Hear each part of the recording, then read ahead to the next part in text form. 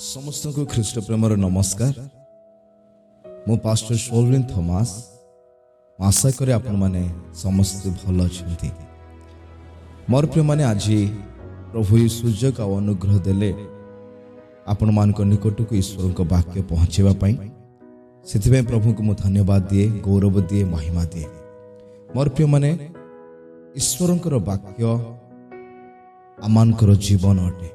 ईश्वर को वाक्य आमान को बलवान करे, शक्तियुक्त करे, आमान को परिष्कार करे, आमान को निर्मल करे, आमान को पथ, आमान को दिग को आमान को देखे थाए। एणु मोर प्रिय माने ईश्वर को वाक्य को निज जीवन रे स्थान देवा द्वारा आमे हमर आत्मिक जीवन रे वृद्धि पाई थाउ। ता सहित ईश्वर को वाक्य पालन करने द्वारा हमर जीवन मध्य परिवार मध्य आमे परमेश्वर स्थान को देखि पारू, परमेश्वर उपस्थिति को देखि पारू, परमेश्वर महान और आश्चर्य कर्म को आमे देखि पारू। एणु मोर प्रिय माने प्रभुकर वाक्य को आमान को जीवन रे सब बेले प्रथम स्थान देवार आवश्यक अछि। आज आमे परमेश्वर वाक्य को शिखिबा आउ ए वाक्य को आमान को जीवन रे कार्यकारी करबा। और विशेष आज ईश्वर का वाक्य कौन से विषय आम ध्यान करबा। जदि आमने लोकलिखित सुसमाचार 8 पर्व 4 पदरु 8 पद पर्यंत पढ़ू ताले ईश्वर वाक्य कौन एक दृष्टांत द्वारा प्रभु यीशु ताहांकर शिष्य मानकु पुणी ताहांकर अनुगमन करुवा से समस्त लोकों को दृष्टांत माध्यम कथा कहले। मोर प्रिय माने ठीक से प्रकार आज मध्य आमे से वाक्य को पढ़िबा, बुझिबा और प्रकृत रे ईश्वर वाक्य आमान को जीवन कौन ताहा किपरि कार्य करिथाय ताहा माने देखिबा। आसु आमे निसमरे बाहर करिबा लोकलिखित सुसमाचार 8 पर्व र 4 पदरु 8 पद पर्यंत आमे पढ़िबा। बहु संख्यक लोक एकत्र होते और नगरु नगरु लोके ताहांको निकट को आसंते से दृष्टांत दे कहले, जने बुणाली अपना बिहन बुणिबा को बाहरिला। से बुणु बुणु केतेक बाट पाखरे पढ़िला वो पाद तले दली हो गला। पुणी आकाशर चढ़ई माने से गुड़ा को खाई गले। आ केतेक पत्थर उपरे पड़िला, पुणी गजा होई रस न पाइबारु सुखी गला। आ केतेक कंटा गछ गुड़ाक मध्य पड़िला, पुणी कंटा गछ गुड़ाक सांगे सांगे बढ़ी से गुड़ी को चापी पकाइला। अन्य केतेक भल भूईरे पड़िला आ बढ़ी 100 गुण फल फलिला। से एहा कहु कहु उच्च स्वर रे कहिले, जहार कान सुनिबा को कान अछि से सुनो।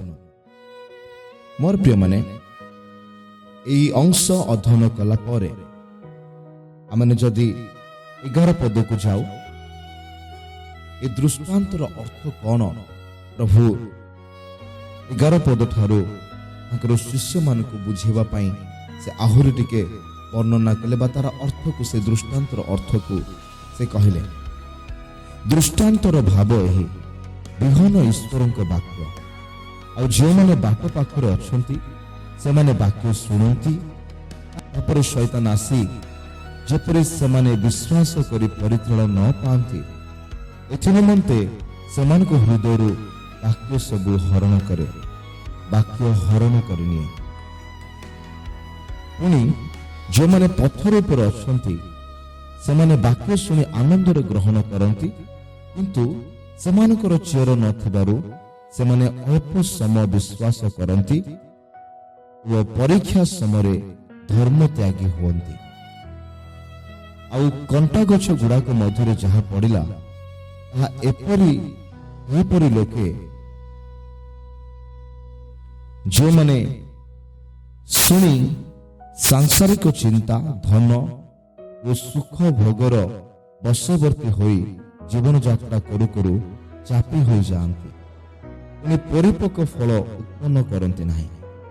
आ उत्तम भूमि जहा पड़िला एपरी लोके जो माने उत्तम व सरल हृदय वाक्य शुणी धरी रखती ଧୈର୍ଯ୍ୟ ସହକାରେ ଫଳ ଫଳନ୍ତି। ପ୍ରଭୁ ଯେତେବେଳେ ଏହି ଦୃଷ୍ଟାନ୍ତଟି ଆମମାନଙ୍କୁ ବୁଝାଉଛନ୍ତି, ଆମେ ଭଲ ଭାବରେ ବୁଝିପାରୁଛୁ ଯେ ବିହନ ହେଉଛି ଈଶ୍ୱରଙ୍କର ବାକ୍ୟ। ଈଶ୍ୱରଙ୍କର ବାକ୍ୟ ଯେତେବେଳେ ବୁଣାଗଲା ଆଉ ସେହି ସ୍ଥାନରେ 4 ପ୍ରକାର ଭୂମି ବିଷୟରେ ଲେଖାଯାଏ। ଆଜି ପ୍ରକୃତରେ ଯେଉଁ ବି ସ୍ଥାନରେ ପରମେଶ୍ୱରଙ୍କର ବାକ୍ୟ ପ୍ରଚାର କରାଯାଏ, ସେହି ସ୍ଥାନରେ ଏହି 4 ପ୍ରକାର ବ୍ୟକ୍ତିତ୍ୱର ଲୋକମାନଙ୍କୁ ଆମେ ଦେଖିବାକୁ ପାଇଥାଉ। ଯେକୌଣସି ସ୍ଥାନରେ, ମଣ୍ଡଳୀରେ ହଉ, ସଭାରେ ହଉ, ଯେକୌଣସି ସ୍ଥାନରେ ଆପଣ ବାକ୍ୟ ପ୍ରଚାର କରନ୍ତୁ, ଯୋଉଠିକି ଅନେକ ସଂଖ୍ୟାରେ ଲୋକ ଥିବେ, ସେ ଭିତରେ ଏହି 4 ପ୍ରକାର ବ୍ୟକ୍ତିତ୍ୱର ଲୋକ ଆପଣଙ୍କୁ ମିଳିବେ। ଯେଉଁମାନେ ବାଟ ପାଖ ଭୂମି ସଦୃଶ, ଯେଉଁମାନେ ପଥୁରିଆ ଭୂମି ସଦୃଶ, ଯେଉଁମାନେ କଣ୍ଟକ ଗଛ ଭୂମି ସଦୃଶ ଏବଂ ଯେଉଁମାନେ ଉତ୍ତମ ଭୂମି ସଦୃଶ। ହାଲେଲୁୟା। କିନ୍ତୁ ମୋର ପ୍ରିୟମାନେ, ବାକ୍ୟ ଶୁଣିବା ଆଉ ତାକୁ ଗ୍ରହଣ କରିବା ଦ୍ୱାରା ଏହି 4 ପ୍ରକାର ଭୂମି ମଧ୍ୟରୁ କେବଳ ଉତ୍ତମ ଭୂମି ହିଁ ପ୍ରକୃତ ଫଳ ଫଳିପାରେ। 100 ଗୁଣ ଫଳ ନେଇକି ଆସେ ବୋଲି ପ୍ରଭୁ ଯୀଶୁ ଏହି ଦୃଷ୍ଟାନ୍ତର ଆମମାନଙ୍କୁ ଶିଖାଉଛନ୍ତି। ତେଣୁକରି ଯେତେବେଳେ ଆମେ ଈଶ୍ୱରଙ୍କ ବାକ୍ୟ ଶୁଣୁ, ଈଶ୍ୱରଙ୍କ ବାକ୍ୟକୁ ଶୁଣିବା ପୂର୍ବରୁ ଆମମାନଙ୍କର ହୃଦୟକୁ ପ୍ରସ୍ତୁତ କରିବା ନିତାନ୍ତ ଆବଶ୍ୟକ ଅଟେ। ଯଦି ଆମେ ଅପ୍ରସ୍ତୁତ ଭାବରେ ଈଶ୍ୱରଙ୍କ ବାକ୍ୟ ଶୁଣୁ, କୋଉଠି ନା କୋଉଠି ସେହି ବାକ୍ୟ ଆମମାନଙ୍କ ଜୀବନରେ ଫଳପ୍ରଦ ହେଇପାରେ ନାହିଁ। ବାକ୍ୟ ଶୁଣିବା ପୂର୍ବରୁ ମୋର ହୃଦୟର କଣ୍ଡିସନ କ'ଣ ଅଛି, ମୋର ହୃଦୟର ପରିସ୍ଥିତି କି ପ୍ରକାର ଅଛି, ତାହା ମୋତେ ଜାଣିବାକୁ ପଡ଼ିବ, ତାହା ମୋତେ ଦେଖିବାକୁ ପଡ଼ିବ। ଅନେକ ସମୟରେ ଆମେ ପ୍ରସ୍ତୁତ ନ ହେଇବା ବିନା ପ୍ରାର୍ଥନାରେ ଆସିକି ଆମେ ମଣ୍ଡଳୀରେ ବସି ପଡ଼ୁ ବା ବାକ୍ୟ ଶୁଣିବା ପାଇଁ ବସି ପଡ଼ୁ। କିନ୍ତୁ ମୋର ପ୍ରିୟମାନେ, ବାକ୍ୟ ସାଧାରଣ ବିଷୟ ନୁହେଁ। ବାକ୍ୟକୁ ଆମେ ଏବେ ବି ସାଧାରଣ ଭାବରେ ନେଇପାରିବା ନାହିଁ। ଆମେ ଏପଟେ କାନରେ ଶୁଣିବା, ଏପଟେ କାନରେ ବାହାର କରିବା। ବାକ୍ୟ ଚାଲିଛି କିନ୍ତୁ ଆମେ ଧ୍ୟାନ ଦେଉନୁ, ଆମେ ନିଜର ହିସାବରେ ଅଛୁ, ନିଜ ଠାରେ ବିଜି ଅଛୁ, ନିଜ ଭିତରେ ଆମେ ବ୍ୟସ୍ତ ଅଛୁ, ଆମେ ଫୋନରେ ଖେଳୁଛୁ, ଆମେ ଅନ୍ୟମନସ୍କ ହେଉଛୁ। ଏ ପ୍ରକାର ଭାବରେ ଈଶ୍ୱରଙ୍କ ବାକ୍ୟକୁ ଆମେ ଅସମ୍ମାନ କରିପାରିବା ନାହିଁ। ଈଶ୍ୱରଙ୍କ ବାକ୍ୟକୁ ଶୁଣିବା ସମୟରେ ଆମେ ବାକ୍ୟ ପ୍ରତି ମନୋଯୋଗୀ ହେବା ଆବଶ୍ୟକ ଅଟେ। କାରଣ ପ୍ରତ୍ୟେକଟି ବାକ୍ୟ ମଧ୍ୟରେ ଜୀବନ ଅଛି। ମୋର ପ୍ରିୟମାନେ, ପ୍ରତ୍ୟେକଟି ବାକ୍ୟ, ଈଶ୍ୱରଙ୍କ ବାକ୍ୟ ଜୀବନ୍ତ ଓ କାର୍ଯ୍ୟ ସାଧକ ବୋଲି ଏଭ୍ରି 4 ତାର 12 ପଦରେ ଲେଖାଯାଏ। ଯଦି ଈଶ୍ୱରଙ୍କ ବାକ୍ୟ ଜୀବନ୍ତ ଆଉ ଯଦି ଈଶ୍ୱରଙ୍କ ବାକ୍ୟ କାର୍ଯ୍ୟ ସାଧକ, ମନେ ରଖନ୍ତୁ ବା ଭଲ ଭାବରେ ବୁଝନ୍ତୁ, ଯଦି ସେହି ବାକ୍ୟକୁ ଆପଣ ଧ୍ୟାନ ପୂର୍ବକ, ଯତ୍ନ ପୂର୍ବକ ଆପଣ ତାକୁ ସମ୍ମାନ ଦେବେ, ଆପଣ ତାକୁ ଗ୍ରହଣ କରିବେ, ହୃଦୟରେ ସ୍ଥାନ ଦେବେ, ତ ଭାବନ୍ତୁ ସେ ବାକ୍ୟ ଆପଣଙ୍କ ଜୀବନ ମଧ୍ୟରେ କେତେ ମହାନ ଆଉ ଆଶ୍ଚର୍ଯ୍ୟ ବିଷୟକୁ କରିବ। ଯେଉଁ ସମସ୍ତ ବନ୍ଧନ ଭିତରେ ଆଜି ଆପଣ ଅଛନ୍ତି, ଯେଉଁ ସମସ୍ତ ଚିନ୍ତା ଭିତରେ ଆଜି ଆପଣ ଅଛନ୍ତି, ଯେଉଁ ସମସ୍ତ ପରିସ୍ଥିତି ମଧ୍ୟରେ ଆପଣ ଅଛନ୍ତି, ଯେଉଁ ସମସ୍ତ ପାପର ଅଭ୍ୟାସ ମଧ୍ୟରେ ଆପଣ ବନ୍ଧା ହୋଇଛନ୍ତି, ଥରେ ଚିନ୍ତା କରନ୍ତୁ ମୋର ପ୍ରିୟମାନେ, ଯଦି ଈଶ୍ୱରଙ୍କର ବାକ୍ୟ ଆପଣଙ୍କ ହୃଦୟରେ ସ୍ଥାନ ପାଏ, ତାହେଲେ ଏହି ସମସ୍ତ ବିଷୟରୁ ଈଶ୍ୱରଙ୍କ ବାକ୍ୟ ଆପଣଙ୍କୁ ମୁକ୍ତ କରିପାରେ। ତାହା ଈଶ୍ୱରଙ୍କର ବାକ୍ୟ ଅଟେ, ଈଶ୍ୱରଙ୍କର ମୁଖର ନିର୍ଗତ ବାକ୍ୟ ଅଟେ। ତାହା କୌଣସି ଗୋଟେ ସାଧାରଣ ବ୍ୟକ୍ତିର କଥା ନୁହେଁ, ତାହା କୌଣସି ବ୍ୟକ୍ତି ଲେଖିଥିବା ଏକ ଅକ୍ଷର ନୁହେଁ, ତାହା ଈଶ୍ୱରଙ୍କର ମୁଖରୁ ନିର୍ଗତ ବାକ୍ୟ। ଯେଉଁ ବାକ୍ୟ ପ୍ରଭୁ ଯୀଶୁ କହିଲେ, ମନୁଷ୍ୟ କେବଳ ରୁଟିରେ ବଞ୍ଚିବ ନାହିଁ, ଈଶ୍ୱରଙ୍କ ମୁଖରୁ ନିର୍ଗତ ପ୍ରତ୍ୟେକଟି ବାକ୍ୟରେ ବଞ୍ଚିବ। ତାର ଅର୍ଥ କ'ଣ ମୋର ପ୍ରିୟମାନେ? ଏ ବାକ୍ୟ ଆମମାନଙ୍କୁ ଜୀବନ ଦେଇଥାଏ, ଏ ବାକ୍ୟ ଆମମାନଙ୍କୁ ଶକ୍ତି ଦେଇଥାଏ, ଏ ବାକ୍ୟ ଆମମାନଙ୍କୁ ବଞ୍ଚିବା ପାଇଁ ଏକ ପ୍ରିଭିଲେଜ ଦେଇଥାଏ, ସୁଯୋଗ ଦେଇଥାଏ, ଅନୁଗ୍ରହ ଦେଇଥାଏ। ଏ ବାକ୍ୟ ପଢିବା ଦ୍ୱାରା, ଏ ବାକ୍ୟକୁ ଶୁଣିବା ଦ୍ୱାରା ଆମର ଆତ୍ମିକ ଶରୀର ସବଳ ହୁଏ, ବଳବାନ ହୁଏ, ଆତ୍ମିକ ଶରୀର ମଜବୁତ ହୁଏ, ଶକ୍ତିରେ ପୂର୍ଣ୍ଣ ହୁଏ। ଲେଖାଯାଏ ବାକ୍ୟ ଦୁଇ ଧାଡ଼ ଖଡ୍ଗ ଅଟେ, ବାକ୍ୟ ଆମମାନଙ୍କର ଅସ୍ଥିର ମଜା ପର୍ଯ୍ୟନ୍ତ ପରିଭେଦକ ଅଟେ ବୋଲି ଲେଖାଯାଏ।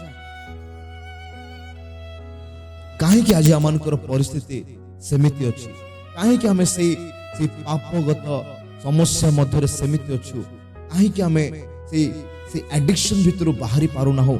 କାହିଁକି ଆମେ ସେ ସମସ୍ୟା ଭିତରୁ ବାହାରି ପାରୁନାହୁଁ? ଯଦି ଆପଣ ଧ୍ୟାନ କରିବେ ବା ଚିନ୍ତା କରିବେ, ଆପଣ ସେଇ ମୂଳ ବିଷୟକୁ ପାଇବେ ଯେ ଆମେ ଈଶ୍ୱରଙ୍କ ବାକ୍ୟ ପ୍ରତି ମନୋଯୋଗୀ ହେଇନାହୁଁ। ସତ ମୋର ପ୍ରିୟମାନେ, ଯେଉଁମାନେ ଈଶ୍ୱରଙ୍କ ବାକ୍ୟ ପ୍ରତି ମନୋଯୋଗୀ ହୋଇଅଛନ୍ତି, ଈଶ୍ୱରଙ୍କ ବାକ୍ୟକୁ ନିଜ ଜୀବନରେ ପ୍ରଥମ ସ୍ଥାନ ଦେଇଅଛନ୍ତି, ସେଇ ବ୍ୟକ୍ତିମାନଙ୍କର ଜୀବନ କେବେ ସମାନ ରହିନାହିଁ। ସେମାନଙ୍କ ଜୀବନରେ ଶୈତାନ ସେମାନଙ୍କୁ କେବେ ମଧ୍ୟ ଜିତି ପାରିନାହିଁ। ଶୈତାନ ସେମାନଙ୍କୁ କେବେ ପରାଜୟ କରିପାରିବ ନାହିଁ। ଦିନେ ନା ଦିନେ ଆପଣ ବିଜୟକୁ ହିଁ ଦେଖିବେ। ଦିନେ ନା ଦିନେ ଆପଣଙ୍କର ସେଇ ସମସ୍ତ ବନ୍ଧନ, ସେ ସମସ୍ତ ପରିସ୍ଥିତି, ସେ ସମସ୍ତ ସମସ୍ୟା ମଧ୍ୟରେ ଆପଣ ବିଜୟକୁ ହିଁ ଦେଖିବେ। ତେବେ ଈଶ୍ୱରଙ୍କର ବାକ୍ୟ ଆପଣଙ୍କ ଜୀବନ ମଧ୍ୟରେ ସଞ୍ଚୟ ହେବ, ସ୍ଥାନ ପାଇବ। ଗୀତ ସଂହିତା 119 ତାର 11 ଲେଖାଯାଏ, ମୁଁ ଯେପରି ତୁମ ବିରୁଦ୍ଧରେ ପାପ ନ କରେ, ଏଥିପାଇଁ ମୁଁ ମୋର ହୃଦୟ ମଧ୍ୟରେ, ମୋ ଜୀବନ ମଧ୍ୟରେ ମୋର ବାକ୍ୟକୁ ସଞ୍ଚୟ କରି ରଖିଅଛି। ଈଶ୍ୱରଙ୍କର ବାକ୍ୟ ଯଦି ଆମ ହୃଦୟ ମଧ୍ୟରେ ଅଛି ମୋର ପ୍ରିୟମାନେ, ମନେ ରଖନ୍ତୁ, ଈଶ୍ୱରଙ୍କର ବାକ୍ୟ ଆପଣଙ୍କୁ ପାପ କରିବା ପାଇଁ ଦେବ ନାହିଁ। ବହୁତ ସିମ୍ପଲ, ବହୁତ ସରଳ ବିଷୟ।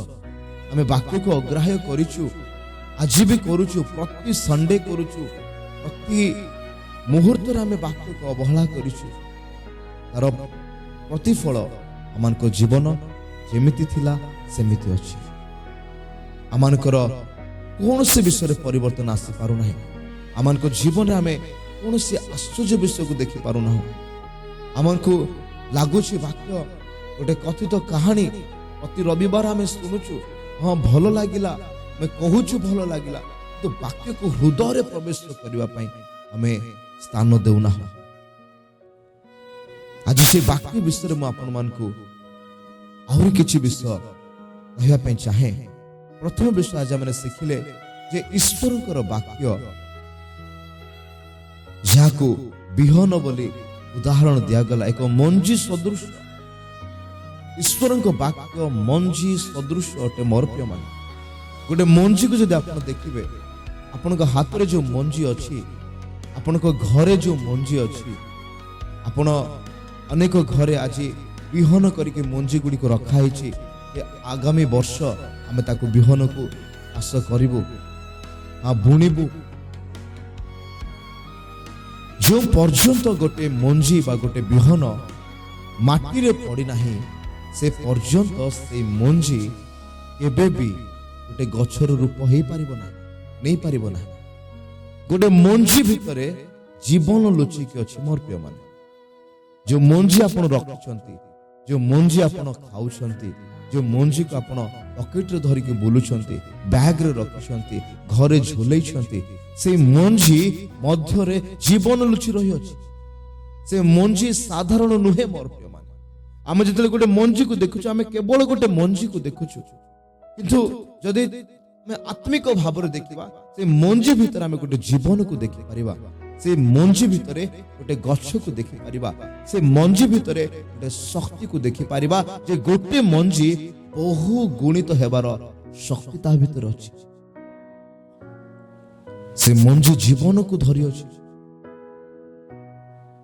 ସେ ମଞ୍ଜିରେ ଜୀବନ ଅଛି। ସେ ମଞ୍ଜି ମୃତ୍ତିକାରେ ପଡେ, ମାଟିରେ ପଡେ, ସେ ବହୁଗୁଣିତ ହୁଏ, ଅଙ୍କୁରିତ ହୁଏ, ଗୋଟେ ଗଛର ରୂପ ନିଏ।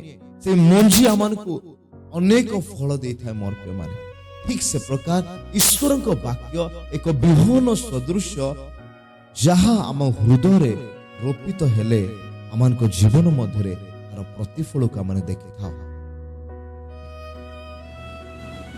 ତେଣୁକରି ଈଶ୍ୱରଙ୍କ ବାକ୍ୟକୁ ଆମେ କେବେ ଅବହେଳା କରିପାରିବା ନାହିଁ। ଆମେ କେୟାରଲେସ୍ ଭାବରେ ଈଶ୍ୱରଙ୍କ ବାକ୍ୟ ଶୁଣି ପାରିବା ନାହିଁ। ଆମେ କେବେ ବି ତାକୁ गोटे कान शुणिकी आउ गोटे कान बाहर करि परिबा नाही।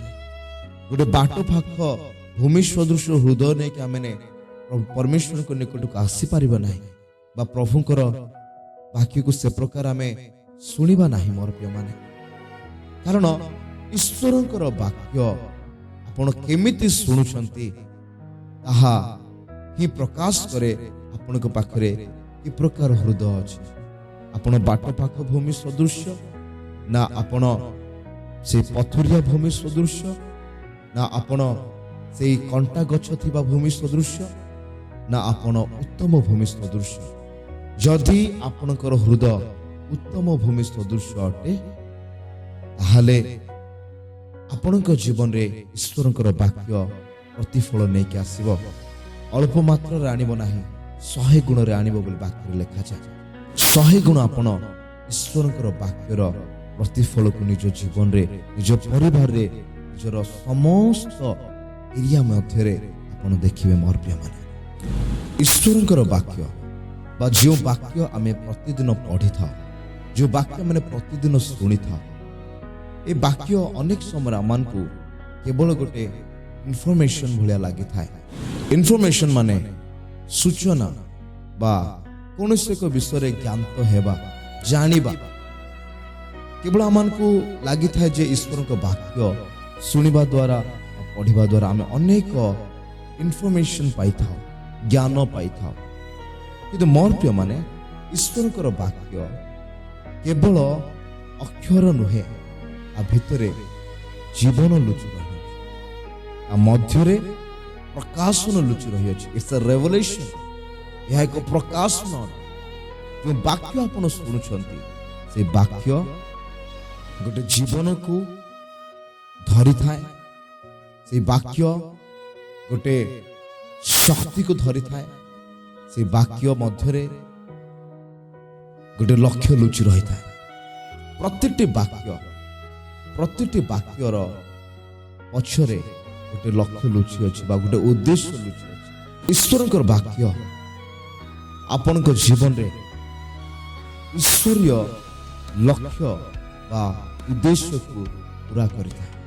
मोर प्रिय माने जदि आमे प्रथम पितर 1 पर्व तार 23 पद को देखिबा एठारे प्रकार लिखा जाए जेणु तुमे माने क्षयण बीजरु नुहे बरं अक्षय बीजरु अर्थात ईश्वरक जीवंत और चिरस्थायी वाक्य द्वारा पुनर्जात होइछ।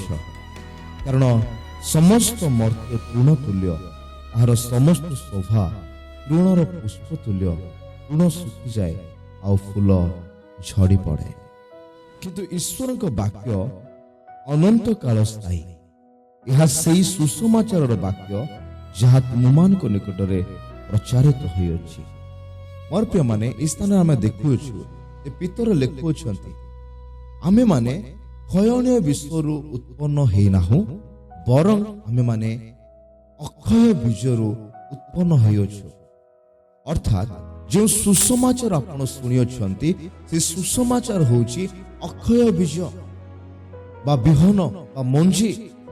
जो मंजी केबे मध्य मरी पारिबो नाही, केबे मध्य नष्ट होई पारिबो नाही। लिखा जाए मर्त्य जहा माने देखुछु से समस्त विश्व तृण तुल्य, माने आज अछि काली नाही, आज तार जीवन अछि काली नथिबो।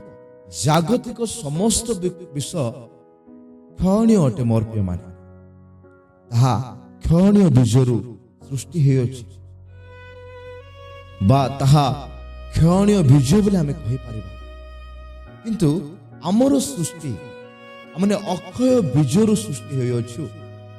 अर्थात ईश्वरक वाक्य आमान को पुनर्जन्म देइछि। आमे जो जन्म पाइछु से जन्म ईश्वरक वाक्य रे होइछि। तेणु करी हमें केबे मध्य मरी पारिबा नाही। यदि ईश्वरक वाक्य आमानक मध्य अछि, लिखा जाए ईश्वरक वाक्य अनंत काल स्थायी अटे। जो व्यक्ति ईश्वरक वाक्य को निज जीवन में ग्रहण करियोछे से व्यक्ति ही पारे शरीर रे ए पृथ्वी रे शरीर माटी रे मिसि जीवो, से मरी पारे, तार आत्मा केबे मरी पारिबो नाही। से अनंत जीवन मध्य प्रवेश करिवो ସେ ଅନନ୍ତ କାଳ ସ୍ଥାୟୀ ହେବ। କାରଣ ବାକ୍ୟ ଗୋଟେ ବ୍ୟକ୍ତିକୁ ଗୋଟେ ମନୁଷ୍ୟକୁ ଅନନ୍ତ କାଳ କଣ କରେ? ସ୍ଥାୟୀ କରିଥାଏ। ହାଲେଲୁୟା, ପ୍ରେଜ୍ ଦ ଲର୍ଡ। ତେଣୁ ମୋର ପ୍ରିୟମାନେ, ଈଶ୍ୱରଙ୍କର ବାକ୍ୟ ହେଉଛି ଜୀବନ୍ତ ଏବଂ କାର୍ଯ୍ୟ ସାଧକ। ଆମେମାନେ ସମସ୍ତେ ସେଇ ଜୀବନକୁ ପାଇଅଛୁ। ସେ ଜୀବନ କେମିତି ପାଇଲୁ? ଯେତେବେଳେ ଆମେ ସେଇ ସୁସମାଚାରକୁ ଗ୍ରହଣ କଲୁ, ସେ ସୁସମାଚାରର ବାକ୍ୟକୁ ଗ୍ରହଣ କଲୁ, ଆମେ ଅନନ୍ତ କାଳ ଜୀବନ ମଧ୍ୟରେ ପ୍ରବେଶ କଲୁ। ଅନନ୍ତ କାଳ ସ୍ଥାୟୀ ହେବା ନିମନ୍ତେ ଆମେ ପୁନର୍ଜନ୍ମ ପାଇଲୁ। ଅନନ୍ତ ଜୀବନ ପାଇବା ନିମନ୍ତେ ଆମେ ଏକ ସୁଯୋଗ ପାଇଅଛୁ। ତେଣୁ ଈଶ୍ୱରଙ୍କ ବାକ୍ୟ, ପ୍ରଥମ ବିଷୟ ଆଜି ଆମେ ଶିଖିଲେ ଯେ ଈଶ୍ୱରଙ୍କ ବାକ୍ୟ ମଧ୍ୟରେ ଜୀବନ ରହିଅଛି। ଯେଉଁ ଜୀବନ ଭୟଣୀୟ ନୁହେଁ, କିନ୍ତୁ ସେ ଜୀବନ ଅକ୍ଷୟ ଅଟେ, ବା ସେ ଜୀବନ କେବେ ସମାପ୍ତ ହେବ ନାହିଁ, ସେ ଜୀବନ କେବେ ନଷ୍ଟ ହେବ ନାହିଁ। ଜୀବନ ଅନନ୍ତ କାଳ ସ୍ଥାୟୀ ଅଟେ। ଯେତେବେଳେ ଆମେ ଈଶ୍ୱରଙ୍କ ବାକ୍ୟକୁ ଆମମାନଙ୍କ ଜୀବନରେ ସ୍ଥାନ ଦେବା, ତାହା ଆମମାନଙ୍କୁ ଅନନ୍ତ ଜୀବନ ଆଡ଼କୁ ନେଇଯିବ, ଆମମାନଙ୍କୁ ପୁନର୍ଜନ୍ମ ଆଡ଼କୁ ନେଇଯିବ, ଆମମାନଙ୍କୁ ଅନନ୍ତ କାଳ ସ୍ଥାୟୀ ହେବା ପାଇଁ, ସ୍ୱର୍ଗରେ ଜୀବନ ପୁସ୍ତକରେ ସ୍ୱର୍ଗ ରାଜ୍ୟରେ ବାସ କରିବା ପାଇଁ, ଈଶ୍ୱରଙ୍କ ଦକ୍ଷିଣ ପାର୍ଶ୍ୱରେ ଉପବେଶନ ହେବା ପାଇଁ ଆମମାନଙ୍କୁ ସୁଯୋଗ ଦେବ। ହାଲେଲୁୟା। ଦ୍ୱିତୀୟ ପଏଣ୍ଟ ଆମେ ଶିଖିବା, the seed must be planted in good soil. ଅର୍ଥ ହେଉଛି ଗୋଟେ ମଞ୍ଜି ସବୁବେଳେ ଉତ୍ତମ ଭୂମିରେ ପଡ଼ିବାର ଆବଶ୍ୟକ ଅଟେ। ଆମେ ଯଦି ପଢ଼ିବା ଲୁକ ତାର 8 ପର୍ବ ତାର 15 ପଦ, ଏଠି ପ୍ରକାର ଲେଖାଯାଏ, ଆଉ ଉତ୍ତମ ଭୂମିରେ ଯାହା ପଡ଼ିଲା ତାହା ଏପରି ଲୋକେ ଯେଉଁମାନେ ଉତ୍ତମ ଓ ସରଳ ହୃଦୟରେ ବାକ୍ୟ ଶୁଣି ତାହା ଧରି ରଖନ୍ତି ଏବଂ ଧୈର୍ଯ୍ୟ ସହକାରେ ଫଳ ଫଳନ୍ତି। ମୋର ପ୍ରିୟମାନେ, এই ଜାଗାରେ ଆମେ ଦେଖୁଅଛୁ ଯେ ଗୋଟେ ଉତ୍ତମ ବ୍ୟକ୍ତିର ବ୍ୟକ୍ତିତ୍ୱ ହେଉଛି ସେ ବାକ୍ୟକୁ ଶୁଣେ, ଗ୍ରହଣ କରେ, ଧୈର୍ଯ୍ୟରେ ଅପେକ୍ଷା କରେ ଆଉ ଫଳ ଫଳେ। ଅନେକ ସମୟରେ ଆମମାନଙ୍କ ଜୀବନରେ ଆମେ ବ୍ୟସ୍ତ ହେଇଥାଉ ଯେ ପ୍ରଭୁ ତ ଏଇ କଥା କହିଲେ, ଆଜି ତ ଏଇ ବାକ୍ୟ ଆମେ ଶୁଣିଲୁ, କାହିଁକି ସେ ବାକ୍ୟ ଆମମାନଙ୍କ ଜୀବନରେ ଆଜି ଫଳ ନେଇକି ଆସିନାହିଁ? ଆମେ ଅନେକ ସମୟରେ ପ୍ରଭୁଙ୍କର ସିଜନକୁ ବା ଋତୁକୁ ଆମେ ବୁଝିପାରିନଥାଉ। ମୋର ପ୍ରିୟମାନେ, ଆମେ ଯେଉଁ ସିଜନ ଦେଖୁଅଛୁ, ଯେଉଁ ଋତୁ ଦେଖୁଅଛୁ, ଆତ୍ମିକ ଜଗତରେ ମଧ୍ୟ ଆମମାନଙ୍କର ସିଜନ ଅଛି।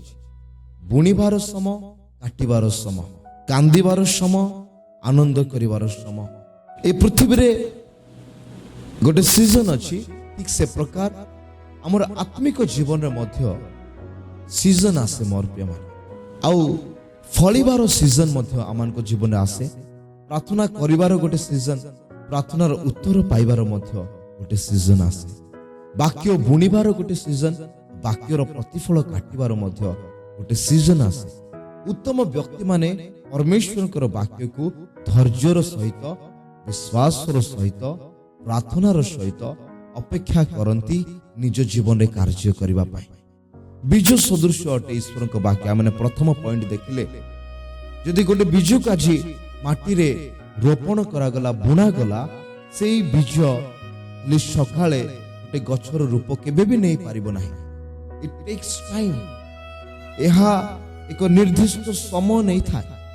ଠିକ୍ ସେ ପ୍ରକାର ଈଶ୍ୱରଙ୍କର ବାକ୍ୟ ଆମମାନଙ୍କ ହୃଦୟରେ ବୃଦ୍ଧି ପାଇବା ପାଇଁ, ତାର ଫଳକୁ ଆମେ ଆମମାନଙ୍କ ଜୀବନରେ ଦେଖିବା ପାଇଁ ଗୋଟେ ନିର୍ଦ୍ଦିଷ୍ଟ ସମୟ ଆମମାନଙ୍କୁ ଆବଶ୍ୟକ ହୁଏ। ମୋର ପ୍ରିୟମାନେ, ସେ ବାକ୍ୟ ଆଜି ବୁଣାଗଲା, କିନ୍ତୁ ଶୁଣନ୍ତୁ, ସେଇ ବାକ୍ୟ କେବେ ବି ନଷ୍ଟ ହେଇଯାଇ ନାହିଁ। ସେ ବାକ୍ୟ ପୁନର୍ବାର ଜୀବିତ ହେବ, କାରଣ ଈଶ୍ୱରଙ୍କର ବାକ୍ୟ ମଧ୍ୟରେ ରେଜରେକ୍ସନ ପାୱାର ଅଛି, ପୁନରୁତ୍ଥାନର ଶକ୍ତି ଅଛି। ଯେଉଁ ବାକ୍ୟ ଆପଣଙ୍କ ଜୀବନରେ ବୁଣାଗଲା, ସେ ବାକ୍ୟ ଆପଣଙ୍କର ହୃଦୟରେ ମିଶିବ। ଆପଣଙ୍କ ହୃଦୟରେ ରପିତ ହେଲା ପରେ ଏକ ନୂଆ ଜୀବନ ନେଇକି ଅଙ୍କୁରିତ ହେଇଥାଏ। ମୋର ପ୍ରିୟମାନେ, ତେଣୁକରି ଉତ୍ତମ ବ୍ୟକ୍ତି ଈଶ୍ୱରଙ୍କ ବାକ୍ୟକୁ ଧୈର୍ଯ୍ୟରେ ଶୁଣେ, ଧୈର୍ଯ୍ୟରେ ଗ୍ରହଣ କରେ ଆଉ ଧୈର୍ଯ୍ୟର ସହିତ ଅପେକ୍ଷା କରେ। ବିଶ୍ୱାସକୁ ସେ କେବେ ଟଳମଳ ହେବା ପାଇଁ ଦିଏ ନାହିଁ। कि से निजे केबे विचलित हुए नहीं और से सबुबले ईश्वर वाक्य को प्रार्थनार सहित अपेक्षा करिଥାଏ। हालेलुया।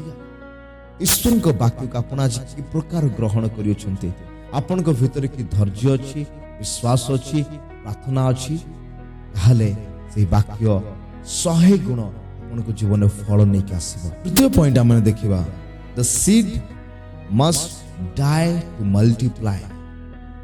एक बिहन मंजी सबु बेले मृत्तिकारे मृत हेबा दरकार, जदि ताहाकू अनेक फल फलिबार अछि। मोर प्रिय माने प्रभु यीशु कहले, गहम बीज जदि मृत्तिकारे पड़ी न मरे तेबे से अनेक फल उत्पन्न करि पारे नाही। ठीक से प्रकार ईश्वरकर वाक्य जेतेबेले आमानक जीवन मध्यरे आसे, ईश्वरक वाक्य आमानक जीवन रे समर्पण को नहीं आसे और ईश्वरक वाक्य आमानक जीवन रो से समस्त मंद विषय को मृत्यु रे परिणत करि थाए, मारी दे थाए, जहा फल रे आमने शारीरिक अभिलाष, शारीरिक समस्त मन, हृदय, विषय, चिंता सब विषय में शारीरिक भाव मरी था। से समस्त शारीरिक अभिलाष आम भीतर मरी जाए और ईश्वर का वाक्य आमान को जीवन में नूतन विषय को जन्म दे था। आसना में पढ़ा यूहन्ना 12 पर्व तार 24 पद लिखा जाए, सत्य सत्य मु तुम मान को कहूची, गहम बीज यदि मृत्तिकारे पड़ी न मरे ताहले ताहा एकमात्र थाए, किंतु जदि मरे ताहले बहुत फल फले। बहुगुणित हेबा पूर्वरु से स्थान रे एक समर्पणर आवश्यक अटे। मोर प्रिय माने, जो वाक्य आमान को जीवन में प्रवेश करे ताहा आमान को जीवन रो अनेक मंद अभिलाष, अभ्यास, चिंता, अनेक योजना को मारी दे थाए। मोर प्रिय माने, जितले प्रभु आमान को जीवन में कार्य करबा आरंभ करंती, सब बेले ए विषय को मन रखंतु जे से आमान को सब बेले गोटे 0 पॉइंट को नहीं थांती, पॉइंट 0 को से आमान को आनी थांती। तार अर्थ कोन, से आमान को शून्य करि थांती।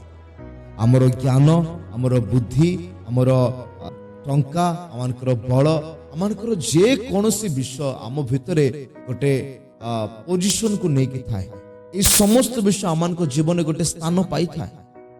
से समस्त विषय गर्व, अहंकार, ईर्षा बा मु करदेवी, मो द्वारा ही पारिबो, मोर एते अछि, मु साधारण लोक नाही, विभिन्न प्रकार मत आमान को भितरे लुचि की रही थाए। और मन रखंतु जेतले ईश्वर का वाक्य आपन को जीवन में कार्य करबा आरंभ करे, ईश्वर का वाक्य इस समस्त चिंता को, मत को, समस्त योजना को से प्रथम रे नष्ट करि थाए। मोर आपण अनुभव करिवे जेतले ईश्वर का वाक्य आपन को जीवन में कार्य करिवो जे आपण संपूर्ण शून्य हो जाय छै। आपण को ईश्वर का वाक्य ए स्तर को नहीं के आसीबो जे आपण कहिबे, प्रभु मु तुम बिना किछि नुहे, मोर बल वृथा, मोर ज्ञान वृथा, मोर बुद्धि वृथा, मोर शक्ति वृथा, मोर नाम वृथा, मोर परिचय वृथा, मोर पोजीशन सब वृथा अटे। वाक्य आपण को सही स्थान को नहीं के आसଥାଏ। और जेते बेले आपण सही स्थान को आसंती, तापरे आपण को जीवन रे परमेश्वर कार्य आरंभ हेबा को लागे। जो पर्यंत गोटे व्यक्ति शून्य है नहीं, से समस्त चिंता रे मरी नहीं, से समस्त अभिलाष रे मरी नहीं, से समस्त जागतिक मनोभाव रे मरी नहीं, परमेश्वर केबे भी इनको जीवन रे कार्य करि पारंती नहीं। बीज सब बेले मृत्यु को नहीं के आसे, एथि पाई जे बीज मरिले ही से अनेक फल को जन्म दे पारिबो। ठीक से प्रकार ईश्वर का वाक्य आपन को सब बेले समर्पण आड़ को नहीं के आसे। आपण वाक्य सुनिबे, आपण को वाक्य कथा कहबो, से वाक्य आपण को अनुताप करबा पाई, से वाक्य आपण को समर्पण हेबा पाई, ସେ ବାକ୍ୟ ଆପଣଙ୍କୁ ନିଜକୁ ଶୂନ୍ୟ କରିବା ପାଇଁ ସାହାଯ୍ୟ କରିଥାଏ ମୋର ପ୍ରିୟମାନେ। ଆଉ ତାପରେ ନିଶ୍ଚୟ ବାକ୍ୟ ଆପଣଙ୍କ ଜୀବନରେ ଆପଣଙ୍କର ପରିବାରରେ ସେ କାର୍ଯ୍ୟ କରିବା ଆରମ୍ଭ କରିଥାଏ। ଚତୁର୍ଥ ପଏଣ୍ଟ ଦେଖିବା, the seed grows even in silence. ନୀରବ ସମୟରେ ମଧ୍ୟ ମଞ୍ଜି ବୃଦ୍ଧି ପାଇଥାଏ। ଅନେକ ସମୟରେ ଆମକୁ ଲାଗେ ଯେ ପ୍ରଭୁ ମୋତେ କିଛି ଅନୁଭବ ହେଉନାହିଁ ଯେ ଏହି ବାକ୍ୟ ମୋ ଜୀବନରେ କିଛି କାର୍ଯ୍ୟ କରୁଛି।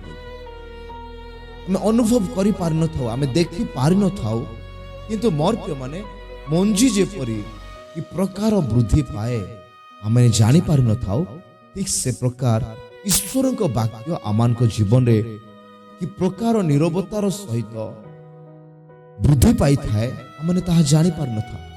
ଯଦି ଆମେ ମାର୍କ ପୁସ୍ତକ 4 ପର୍ବ ତାର 27 ପଦକୁ ଦେଖିବା, ସେଠି ଏ ପ୍ରକାର ଲେଖାଯାଏ, ପୁଣି ରାତ୍ରିରେ ନିଦ୍ରା ଯାଏ ଓ ଦିବସରେ ଜାଗ୍ରତ ହୁଏ, ଆଉ ବିହନ କିପରି ଅଙ୍କୁରିତ ହୋଇ ବୃଦ୍ଧି ପାଏ ତାହା ସେ ଜାଣେ ନାହିଁ। ଏଠି ଲେଖାଯାଏ ଯେ ଆମେ ରାତ୍ରିରେ ଶୋଇଥାଉ, ଦିବସରେ ଜାଗ୍ରତ ହେଇଥାଉ, କିନ୍ତୁ ଗୋଟେ ମଞ୍ଜି, ଗୋଟେ ବିହନ ମାଟି ମଧ୍ୟରେ କି ପ୍ରକାରେ ବୃଦ୍ଧି ପାଇଥାଏ ଆମେ ତାହା ଜାଣିପାରିନଥାଉ। ଆମେ ବିହନ ବୁଣି ଦଉ, ଆମେ ଚାଲି ଆସୁ, ତାର ବୃଦ୍ଧି ହେବାର ପ୍ରୋସେସକୁ ଆମେ ଦେଖିପାରିନଥାଉ।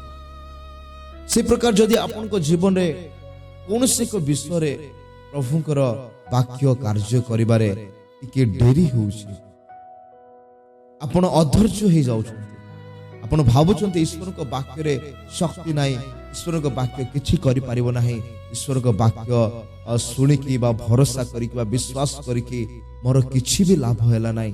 ଅନେକ ସମୟରେ ଶୈତାନ ଏ ପ୍ରକାର ଚିନ୍ତା ଆପଣଙ୍କୁ ଦେବ।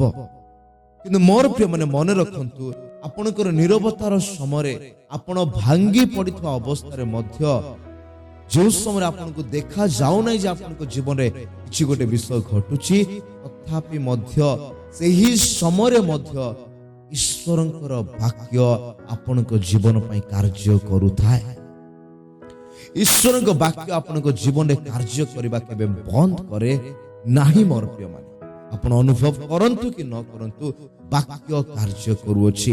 ଯଦି ଆପଣ ବିଶ୍ୱାସ କରିଅଛନ୍ତି, ଯଦି ଆପଣ ଭରସା କରିଅଛନ୍ତି, ଯଦି ଆପଣ ବୁଣିଅଛନ୍ତି, ଆପଣ ଯଦି ଧୈର୍ଯ୍ୟକୁ ଅପେକ୍ଷା କରିଛନ୍ତି, ଆପଣଙ୍କ ଜୀବନରେ ଏ ବାକ୍ୟର ଶକ୍ତିକୁ ଆପଣ ଦେଖିବେ ହିଁ ଦେଖିବେ।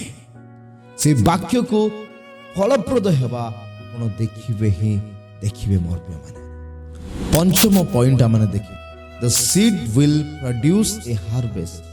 ମାନେ ଗୋଟେ ମଞ୍ଜି ସବୁବେଳେ ଏକ ଉତ୍ତମ ଫସଲକୁ ଜନ୍ମ ଦେଇଥାଏ। ଯିଶା ପୁସ୍ତକ 55 ପର୍ବ ତାର 11 ପଦକୁ ଯଦି ଆମେ ପଢିବା, ଏଠି ପ୍ରକାର ଲେଖାଯାଏ, ଆମ୍ଭ ମୁଖରୁ ନିର୍ଗତ ବାକ୍ୟ ସେପରି ହେବ, ତାହା ନିଷ୍ଫଳ ହୋଇ ଆମ୍ଭ ନିକଟକୁ ଫେରି ଆସିବ ନାହିଁ, ମାତ୍ର ଆମ୍ଭେ ଯାହା ଇଚ୍ଛା କରୁ ତାହା ସିଦ୍ଧ କରିବ ଓ ଯେଉଁ କାର୍ଯ୍ୟ ପାଇଁ ଆମ୍ଭେ ପ୍ରେରଣ କରୁ ତାହା କୃତାର୍ଥ ହେବ। ଈଶ୍ୱରଙ୍କ ବାକ୍ୟ କେବେ ମଧ୍ୟ ବିଫଳ ହେବ ନାହିଁ। God's word will never fail। ଯାହା ଈଶ୍ୱରଙ୍କ ମୁଖରୁ ନିର୍ଗତ ହୁଏ ସେହି ବାକ୍ୟ କେବେ ମଧ୍ୟ ନିଷ୍ଫଳ ହେବ ନାହିଁ, ବରଂ କ'ଣ କରିବ, ଯେଉଁ ଉଦ୍ଦେଶ୍ୟରେ ସେହି ବାକ୍ୟ ପ୍ରେରିତ ହୋଇଅଛି ସେହି ବାକ୍ୟ ତାହା ସଫଳ କରିବ। ଆପଣଙ୍କ ଜୀବନ ଯଦି ଈଶ୍ୱରଙ୍କ ବାକ୍ୟ ପଠା ଯାଇଅଛି, ଯେପରି ଆମେ ପଢୁଛୁ ଗୀତ ସଂହିତା 107 ତାର 20 ପଦରେ, ସେ ଆପଣ ବାକ୍ୟ ପଠେଇ ସୁସ୍ଥ କରନ୍ତି। ସେ ଯଦି ବାକ୍ୟ ପଠେଇଛନ୍ତି ଆପଣଙ୍କ ଜୀବନରେ ଆପଣଙ୍କୁ ସୁସ୍ଥତା ଦେବା ପାଇଁ, ତ ସେ ଆପଣଙ୍କୁ ନିଶ୍ଚୟ ସୁସ୍ଥତା ଦେବେ। ସେ ବାକ୍ୟ ଆପଣଙ୍କ ଜୀବନରେ ସୁସ୍ଥତାକୁ ନେଇକି ଆସିବ। ଯଦି ସେ ବାକ୍ୟ ଆପଣଙ୍କ ଜୀବନରେ ଉନ୍ନତିକୁ ଆଣିବା ପାଇଁ ବା ବନ୍ଧନକୁ ଭାଙ୍ଗିବା ପାଇଁ ବା କୌଣସି ସମସ୍ୟାରୁ ଆପଣଙ୍କୁ ମୁକ୍ତ କରିବା ପାଇଁ ପ୍ରେରିତ ହୋଇଅଛି, ତାହେଲେ ନିଶ୍ଚିତ ହୁଅନ୍ତୁ ଯେ ସେହି ବାକ୍ୟ ଆପଣଙ୍କ ଜୀବନରେ କାର୍ଯ୍ୟ କରିବ ଆଉ ଏକ ମହାନ ଫସଲ ଜନ୍ମ ଦେବ। जो फसल आपण चिंता करनथिबे ईश्वरक वाक्य अनेक समय आमको छोट लगे बा अल्प लगे दुर्बल लगे आम फिल कर गोटे मंजी को देखला भाया ये मंजी कौन करे जो से मंजी को बुना जाए ता गोटे महान फसल रूप नहीं था मोर जिते आप जीवन ईश्वर को वाक्य बुना हो विश्वास करंतु आपण जीवन रे आपण एक महान फसल को काटिबे आश्चर्य भाव रे आपण गोटे महान विषय को काटिबे और से वाक्य आपण जीवन रे महान उत्तर को नहीं आसूची जहाँ आपण बुणिले ताहा आपण काटिया पे जाउछंती 100% काटिबे 100% फल आपण माने देखिबे 100 गुण 100 गुण 100 गुण बोली प्रभु यीशु कहउछंती मोर प्रिय माने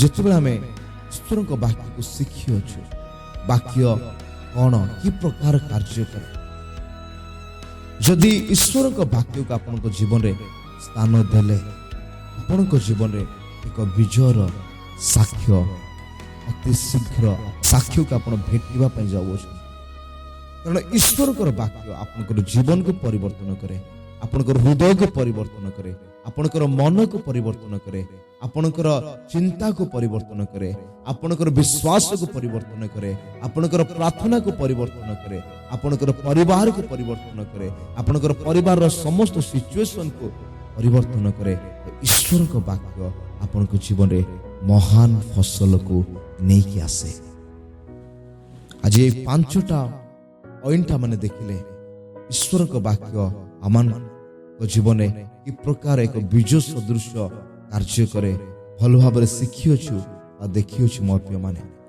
तेणु आसु इस समय प्रार्थना करवा पवित्र धर्ममय स्वर्गीय परमेश्वर पिता प्रभु आमे प्रार्थना करूछु जो वाक्य आमे आज शिखी अच्छु जे ईश्वर को वाक्य एक विहन सदृश अटे जो वाक्य रे जीवन रही अछि जो वाक्य मध्य शक्ति रही अछि जो वाक्य मध्य एक लक्ष्य रही अछि जो वाक्य आमान को बलवान करे शक्ति युक्त करे समर्पण रो जीवन दिए विश्वास रो जीवन दिए जो वाक्य आमान को जीवन रे से समस्त शारीरिक विषय को मारी दे थाए पिता से वाक्य आमान को जीवन रे एक महान फसल मध्य नहीं के आसी थाए प्रभु अनेक समय आज आमे तुमरो वाक्य को अवहेला करि थाओ अनेक समय तुमरो वाक्य को अवहेला करी आमे एक विफल जीवन एक निराश जीवन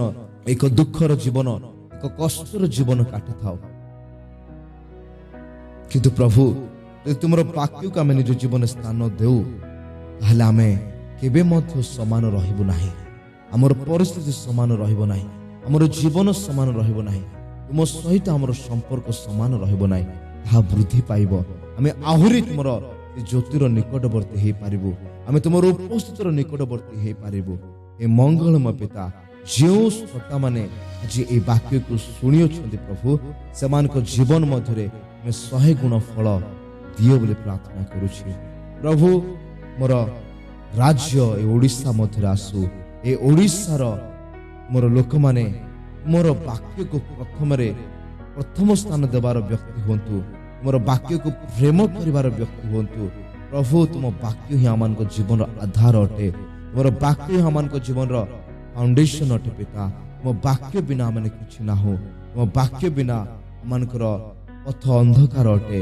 मो वाक्य बिना आमे चाली पारिबु नाही मो वाक्य बिना प्रभु आमे ए जगत रे हजि जिबु अभिलाष रे हजि जिबु परमेश्वर पिता ए समस्त विश्व मुझे मोर वाक्य पठिया जमान को कथा कयछ केवल आमान को मुक्त करिवा पई सुस्थ करिवा पई नुआ जीवन रे आगु बढ़िया पई सहाय्य करिवा पई सब गौरव महिमा प्रशंसा संभ्रम तुमको दौछु पिता सुनिथवा समस्त व्यक्ति को तुम हस्ତରେ समर्पण करुछि जदि कोनोसी व्यक्ति आज एई समय दुख कष्ट अभाव अनाटन चिंता प्रभु निराश हताश होई अछि पिता तुमर वाक्य दूर को जाई अछि पिता यीशु का नाम रे मोर ଶକ୍ତି ଆଜି ତାଙ୍କୁ ସ୍ପର୍ଶ କରୁ। ଏହି ସମୟରେ ପ୍ରଭୁ ନିଜର ସମସ୍ୟା ମଧ୍ୟରୁ ମୁକ୍ତ ହୁଅନ୍ତୁ। ଏହି ସମୟରେ ପିତା ତାଙ୍କ ଜୀବନ ମଧ୍ୟରେ ମହାନ ଆଉ ଆଶ୍ଚର୍ଯ୍ୟ କର୍ମ କର, ଏହା ମାନେ ପ୍ରାର୍ଥନା କରୁଅଛୁ। ସବୁ ଗୌରବ ମହିମା ପ୍ରଶଂସା ସମ୍ଭ୍ରମ ତୁମକୁ ଦେଇ ଏହି ପ୍ରାର୍ଥନା ପ୍ରିୟ ପ୍ରଭୁ ଯୀଶୁଙ୍କ ନାମରେ ମାଗୁଅଛୁ ପିତା, ଆମେନ୍ ଆମେନ୍। ସମସ୍ତଙ୍କୁ ପ୍ରେଜ୍ ଦ ଲର୍ଡ।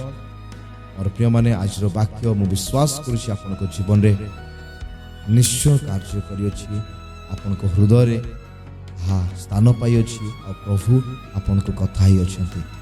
ଯଦି ଆପଣଙ୍କୁ ଏ ଭିଡ଼ିଓ ଭଲ ଲାଗିଲା ତାହେଲେ ଏ ଭିଡ଼ିଓ ଆପଣଙ୍କର ନିଜ ଲୋକମାନଙ୍କ ମଧ୍ୟରେ ଆପଣ ଏହାକୁ ସେୟାର କରନ୍ତୁ, ପଠାନ୍ତୁ, ସେମାନଙ୍କୁ ଜଣାନ୍ତୁ ଈଶ୍ୱରଙ୍କ ବାକ୍ୟ କି ପ୍ରକାର ଆପଣଙ୍କ ଜୀବନରେ ଆମମାନଙ୍କ ଜୀବନରେ କାର୍ଯ୍ୟ କରେ।